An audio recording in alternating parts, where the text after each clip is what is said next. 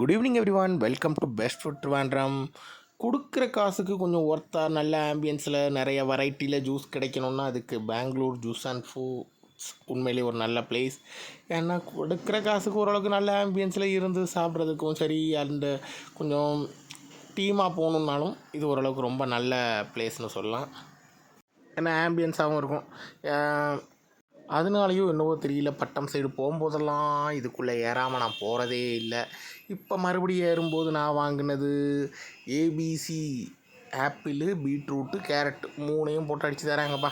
ஹெல்த்துக்கு நல்லதுன்னு சொன்னாங்க, சரின்னு சொல்லி வாங்கிட்டேன்.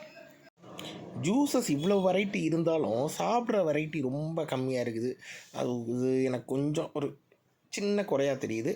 பட் கொடுக்குற ஐட்டம் நல்ல குவாலிட்டியாகவே நல்லாவே கொடுக்குறாங்க. அதிலலாம் நான் எந்த இதுவும் சொல்ல. நான் இந்த தடவையும் அதே சிக்கன் காட்டி ரோல் தான் வாங்கினேன்.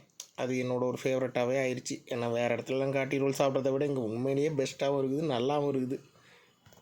இது போக சாண்ட்விச் தான் கொஞ்சம் ஆப்ஷன்ஸ் இருக்கிற மாதிரி இருக்குது. அதுக்கு இது கொஞ்சம் எனக்கு பெட்டராக ஃபீல் ஆகுது. நீங்கள் சொல்லுங்கள், வேறு எதெல்லாம் அங்கே நல்லா இருக்குங்கிறது. எனக்கு வேறு எதுவும் ஸ்பெஷலாக அங்கே சாப்பிட்டது இல்லை, அதான் உண்மை. பட் ஏபிசி ஜூஸு அவ்வளோ சூப்பராக இருக்குது அப்படின்னு சொல்கிறதுக்குலாம் இல்லை, ஓரளவுக்கு ஓகே அப்படின்னு தான் இருக்குது. That's all.